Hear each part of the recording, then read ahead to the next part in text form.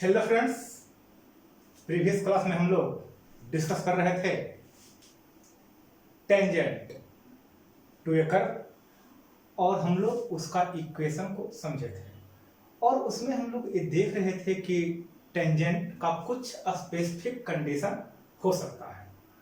जैसे टेंजेंट किसी given line के पैरेलल है, एक्स एक्सिस के पैरेलल है या फिर वाई एक्सिस के पैरेलल है या कोई पॉइंट दो दिया हुआ है, इस लाइन को ज्वाइन करने वाला कॉर्ड के पैरेलल है। तो इस तरह से कुछ कंडीशन हम लोग इस पर देख रहे थे। लास्ट में डिस्कस किए थे हम लोग कि दो कर्व के बीच का एंगल क्या होगा, यानी एंगल बिटवीन कर्व। दो कर्व है उसके बीच का एंगल क्या होगा। तो दो कर्व है, तो सपोज करते हैं कि यहां दो कर्व है, तो एंगल बिटवीन कर्व समझते हैं हम।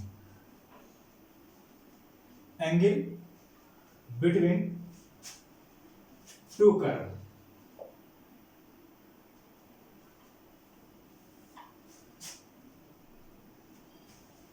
ठीक है। दो कर्व का हम लोग एंगल समझते हैं। तो दो कर्व का एंगल हम निकाल रहे हैं, तो हम लोग जहां इंटरसेक्शन हो रहा है वहीं पर हम लोग एंगल कैलकुलेट करेंगे। थीटा मान लेते हैं।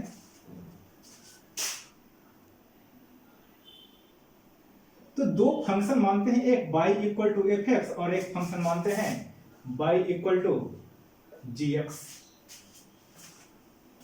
तो देखिए मानते हैं ऐसा, let two curve y equal to F X and y equal to G X intersect each other at point P। मान लेते हैं P पॉइंट पर इंटरसेक्ट करता है।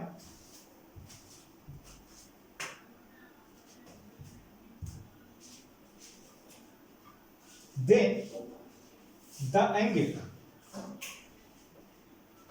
between curves at intersection is equal to angle between tangent at intersection। तो जो tangent के बीच का एंगल होगा वही कर्व के बीच का भी एंगल होगा।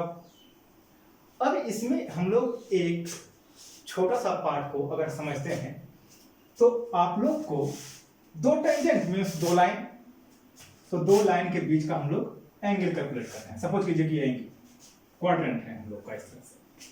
तो इस एंगल को कैलकुलेट करने के लिए आप लोग 11th के स्ट्रेट लाइन में एक फॉर्मूला पढ़े थे।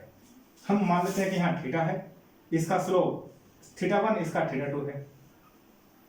तो हम लोग यहाँ तो स्लोप हम लोग यहाँ देते थे m1 equal to tan theta 1 और m2 equal to tan theta 2। तो यहीं पर हम लोग पढ़ते थे tan theta equal to tan theta 1 minus tan theta 2 by 1 minus 1 plus tan theta 1 into tan theta 2। ये हम लोग का जनरल फॉर्मूला पहले पढ़े थे, उसी का हम लोग यहाँ पर एप्लीकेशन करते हैं। तो देखिए, तो हम लोग को पहले चाहिए दोनों का टेंजेंट। तो देखिए slope of tangent to curve y equal to F X equal to m1 मान लेते हैं और equal to y equal to F X equal to m1 और इसको मान लेते हैं f डैश x और slope of tangent to curve y equal to gx। इसको मान लेते हैं हम लोग m2 और यहां वैल्यू आ जाएगा हम लोग को g डैश x। तो अब समझते हैं, यहां मानते हैं कि जो एंगल है वो थीटा है। तो assume that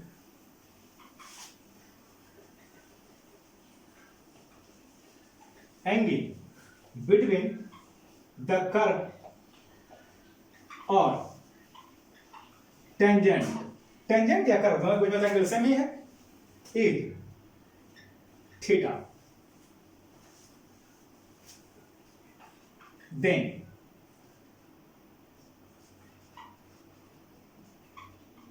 tan theta equal to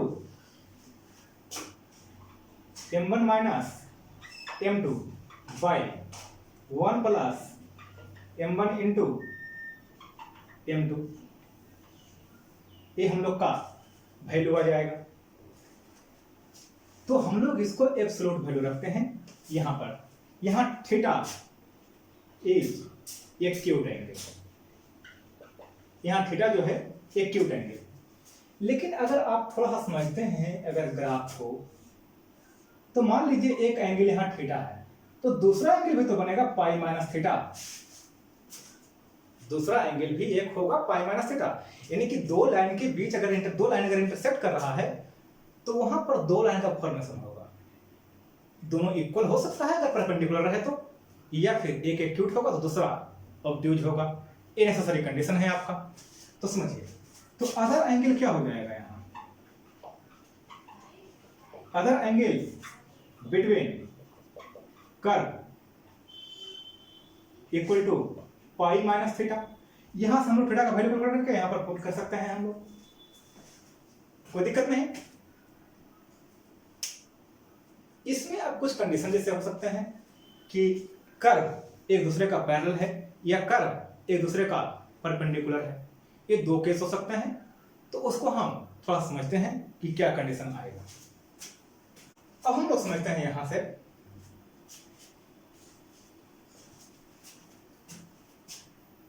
तो अभी हम लोग देखें tan theta equal to m1 minus m2 by 1 plus m1 into m2। यहां m1 कहने का मतलब हो गया f डैश x और m2 कहने का मतलब हो गया g dash x।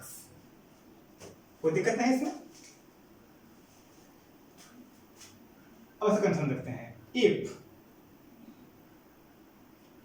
Curve parallel to each other. अगर कर्व पैरेलल है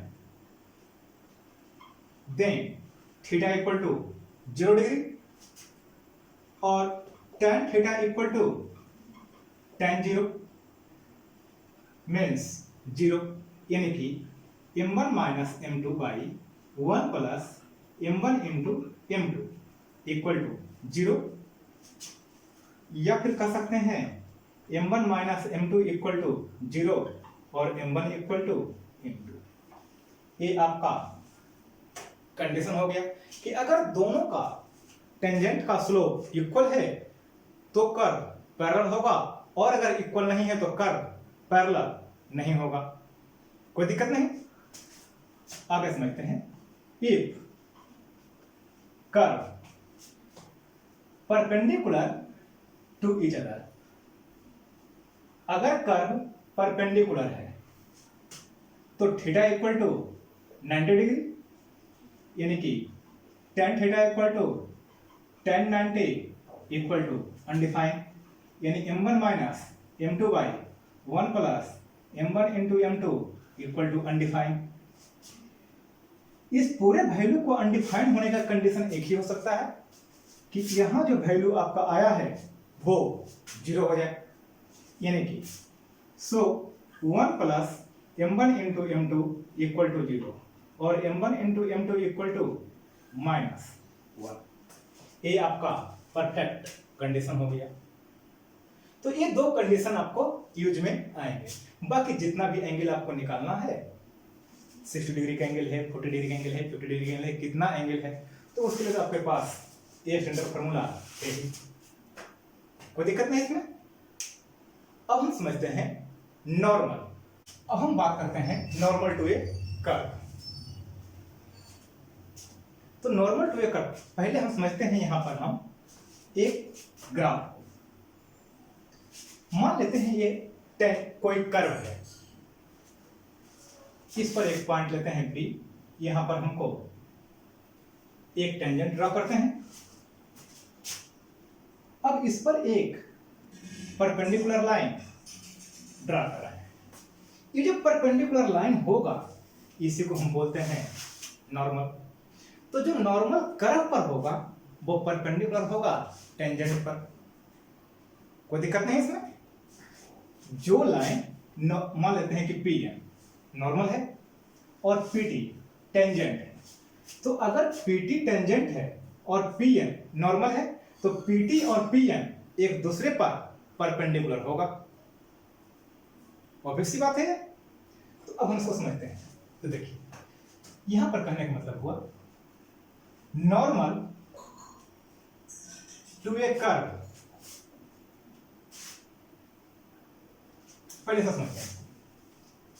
late y equal to F X is a function, मान लेते हैं y equal to F X function हो गया।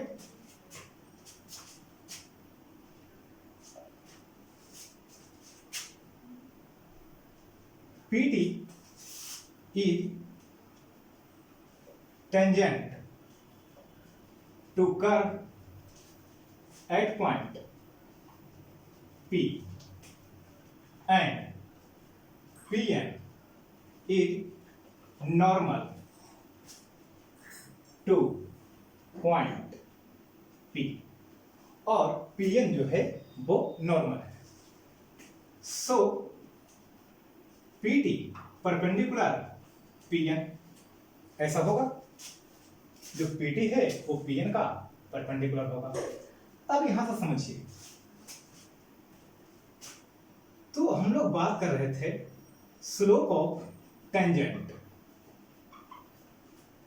Pt, इसको मान लेते हैं हम m, और यहां पर हम लोग को आ गया था dy बाई dx। अब ऐसा मानते हैं स्लोप ऑफ नॉर्मल यानी कि Pn इक्वल टू मान लेते हैं m1। अब इसका वैल्यू क्या होगा हमको कैलकुलेट करना है। तो देखिए सिंस Pt परपेंडिकुलर Pn, और परपेंडिकुलर का कंडीशन हम लोग एक अभी भी देखे थे m1 into m2 equal to -1, या फिर आपको 11 क्लास के स्ट्रेट लाइन में आप लोग पढ़े होंगे, अगर दो लाइन परपेंडिकुलर है तो दोनों का स्लोप का प्रोडक्ट -1 होना चाहिए, यानी कि m1 into m2 equal to -1। तो यहां पर कह सकते हैं हम लोग, so m into m1 equal to -1, और m का वैल्यू हो गया dy by dx into m1 equal to -1, और m1 equal to -1 by dy by dx। आपको ये वैल्यू आ गया, कोई दिक्कत नहीं, ये आपका। तो यहां पर हम कह सकते हैं सीधा slope of normal equal to -1 by slope of tangent.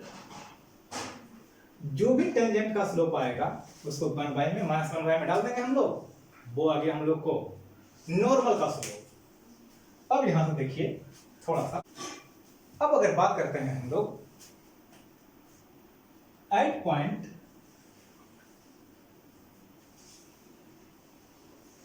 Alpha beta कोई पॉइंट लेते हैं, तो यहां पर स्लोप ऑफ नॉर्मल आपको आ जाएगा -1 by dy by dx at alpha beta. अब यहीं से बात करते हैं, अगर इक्वेशन ऑफ नॉर्मल,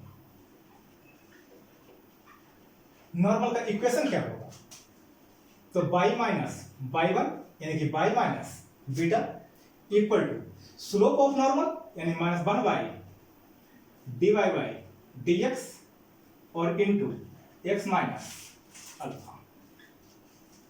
ये हम लोग का वैल्यू आ गया equation.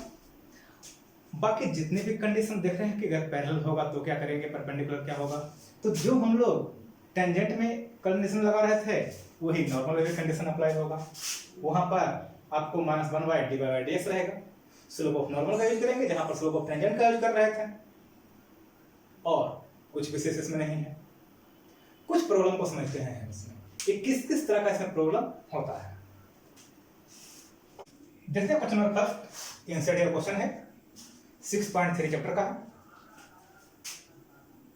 Find the slope of tangent to a curve y equal to at X equal to 3।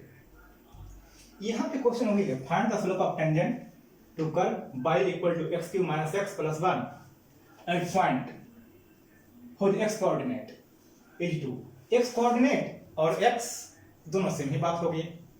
फिर नहीं समझते हैं क्वेश्चन को, तो यहां से पहले D Y by D X निकालेंगे और यहां भी D Y by D X calculate करेंगे और फाइनली हम लोग एक्स का वैल्यू पुट करेंगे। अगर बाई का भी जरूरत पड़ा तो बाई का वैल्यू ही पुट करना होगा, इसमें जरूरत नहीं पड़ेंगे। तो देखते हैं हम लोग पहले D Y by D X. तो हम लोग को आ गया 12x क्यूब माइनस 4 को ऐड करेंगे, 12 पावर एक माइनस करेंगे 4। अब जहां x है वहां पर वैल्यू हम लोग 4 पुट कर देंगे, तो हम लोग को आ गया फाइनली आंसर 764।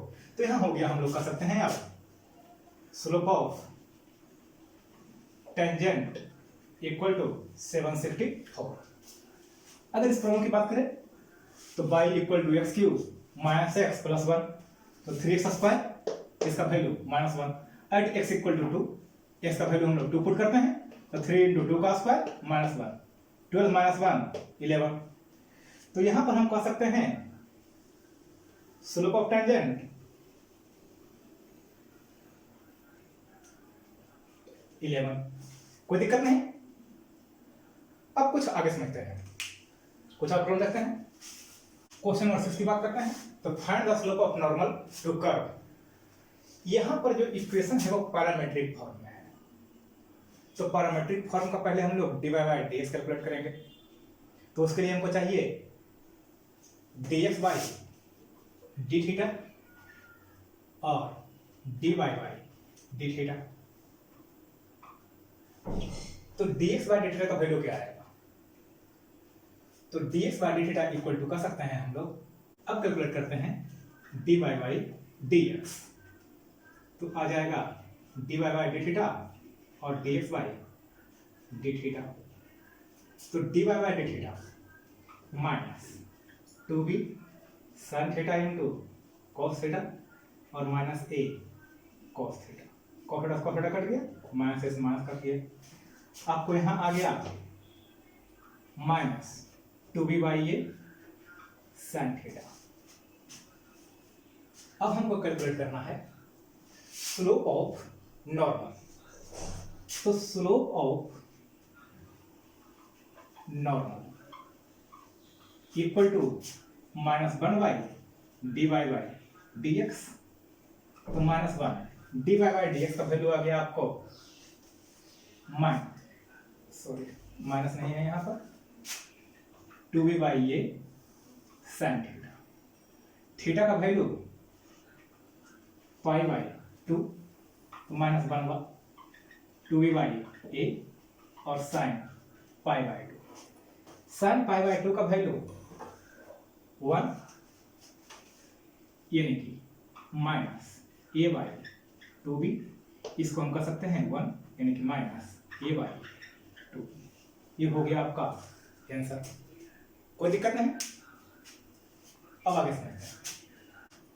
इस क्वेश्चन की अगर बात करते हैं तो find the point at which the tangent to curve is parallel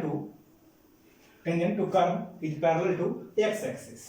तो पैरेलल टू एक्स एक्सिस का हम कंडीशन देख रहे थे कि स्लोप जीरो होना चाहिए, यानी कि dy by D X equal to zero. तो हम लोग पहले यहां से dy बाई डी एक्स करते हैं कैलकुलेट। तो dy बाई डी एक्स आ जाएगा 3x square minus 3 into 2 6x minus 9। देखिए since tangent parallel to x axis, सो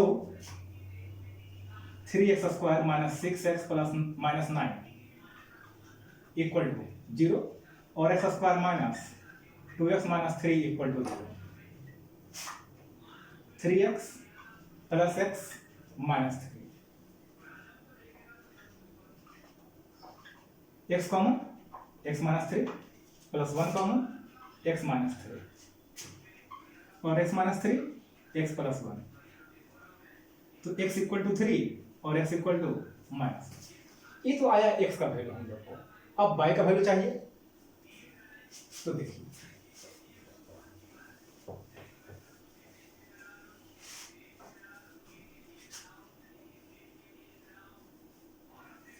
तो x का वैल्यू हम 3 पुट करते हैं, तो y का वैल्यू आ जाएगा 3 का cube minus 3 into 3 square minus 9 into 3 plus 7 और y आ गया 27 माइनस 27 माइनस 27 प्लस 7, यानी x y का वैल्यू हम लोग को आ जाएगा यहाँ minus 27 sorry equal to 20 minus 20, तो 3 और माइनस 20 और x equal to minus 1 put करते हैं, तो y का वैल्यू आ जाएगा माइनस 1 का क्यूब माइनस 3 माइनस 1 का square minus 9 minus 1 plus 7 minus 1 minus 3 plus 10 plus 7 17 और माइनस 4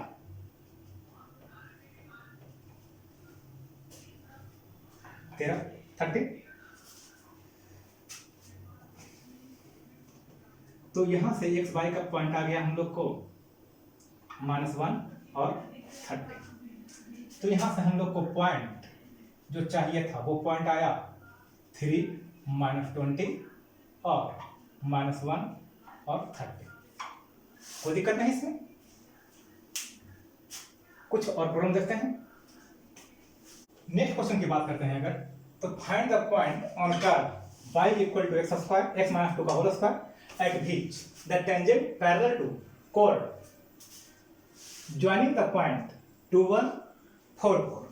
इस पॉइंट को ज्वाइन करने वाला जो लाइन है उस पर हमको टेंजेंट चाहिए। तो देखिए अगर हम बात करते हैं सबसे पहले स्लोप ऑफ chord, तो slope of chord y2 minus y1 और x2 माइनस x1 यानी कि 4/2 यानी कि 2। तो ये आ गया हम लोग का स्लोप। अब हम समझते हैं slope of tangent.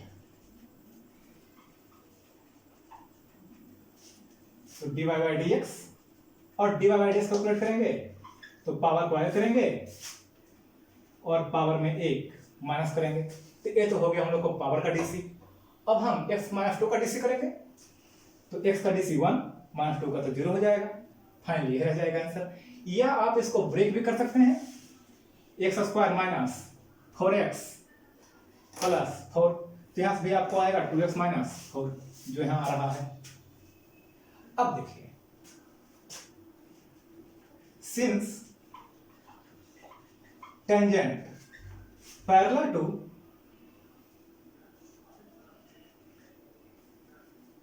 chord, so dy by dx equal to, या फिर ऐसा कर सकते हैं slope of tangent equal to slope of chord। तो 2x माइनस 2 इक्वल टू 2 और x माइनस 2 इक्वल टू 1 यानी x इक्वल टू 3। तो x का वैल्यू तो आ गया। अब हमको y का वैल्यू चाहिए, तो y इक्वल टू है x माइनस 2 का स्क्वायर यानी कि y इक्वल टू 3 माइनस 2 का स्क्वायर यानी कि 1, तो पॉइंट आ गया 3 और 1, ये हो गया आप लोग का आंसर। कोई दिक्कत नहीं। अब हम आगे समझते हैं। नेक्स्ट क्वेश्चन की बात करते हैं। तो यहाँ find the point on the curve y equal to x cube minus 11x plus 5 at which the tangent is y equal to x minus 11। तो हम सबसे पहला काम ये करते हैं कि इसका dy बाई dx निकालते हैं, यानी कि slope of tangent equal to y equal to dy by dx, यानी कि 3x स्क्वायर माइनस 11, कुछ ऐसा वैल्यू होगा। तो अगर हम समझते हैं तो यहां से होना चाहिए हम लोग को slope of tangent equal to slope of line y equal to x minus 11, ऐसा होना चाहिए। तो स्लोप ऑफ टेंजेंट हम लोग को आ गया dy बाई dx, और यहां slope y equal to mx plus c से अगर कैलकुलेट करें हम लोग तो m x का कोफिशिएंट स्लोप हो जाएगा यानी कि 1, यानी कि 3x square minus 11 equal to 1 और 3x स्क्वायर इक्वल टू 12 और x इक्वल टू 4, तो x equal two plus minus 2। तो ये पॉइंट आया हम लोग को x equal two plus minus 2। तो y का वैल्यू क्या आएगा? अगर हम लोग x का वैल्यू 2 रखते हैं तो y का वैल्यू 8, 2 का क्यूब 8 माइनस 22 और प्लस 5, तो y इक्वल टू माइनस 9। तो एक पॉइंट आया 2 माइनस 9। x इक्वल टू अगर माइनस 2 रखते हैं तो y equal to minus 8 plus 22 plus 5 और y इक्वल टू माइनस 19, यानी कि पॉइंट आ गया -2 माइनस 19। अब अगर क्वेश्चन ऐसा होता हम लोग को कि टेंजेंट जो है इसके पैरेलल है, तब तो हमको ये दोनों आंसर हो जाता, कोई डाउट नहीं। लेकिन बोल रहे नहीं, टेंजेंट वही होना चाहिए, एग्जैक्ट टेंजेंट ही वो होना चाहिए। तो अगर टेंजेंट वो होना चाहिए तो हम इस दोनों पॉइंट को हम चेक कर लेते हैं किसी भी साइड कौन कर रहा है। तो देखिए, अगर पैरेलल की बात है, अगर बोलता है ऐसा कि find the point on curve at which tangent parallel to y equal to x minus 11, तो दोनों आंसर सही था हम लोग का। लेकिन हम लोग को नहीं चाहिए, ऐसा चाहिए कि टेंजेंट ही वो हो। तो चेक करते हैं पॉइंट को। तो y equal to x minus 11, तो हम लोग x y जो पॉइंट ले रहे हैं वो 2 और माइनस 9, तो यहां से आ जाएगा y इक्वल टू माइनस 9 और x इक्वल टू 2 माइनस 11, तो माइनस 9 इक्वल टू माइनस 9, तो ये ट्रू है। तो यहां लिखें। अब इसकी बात अगर करें तो हम लोग को आ जाएगा यहां पर माइनस 19 इक्वल टू माइनस 2 और माइनस 11, माइनस 19 तो नॉट इक्वल टू आ रहा है यहाँ तो माइनस 13। तो अब हम लोग लिखेंगे यहां से, देखो, out of 2 minus 9 and minus 2 minus 19 satisfy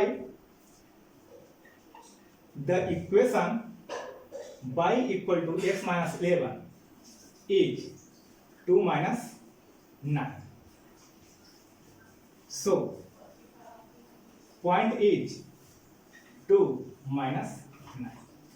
ये आप लोग का आंसर हो गया, कोई दिक्कत नहीं। कुछ और एक प्रॉब्लम है इसमें, उसको हम लोग नेक्स्ट क्लास में डिस्कस करेंगे।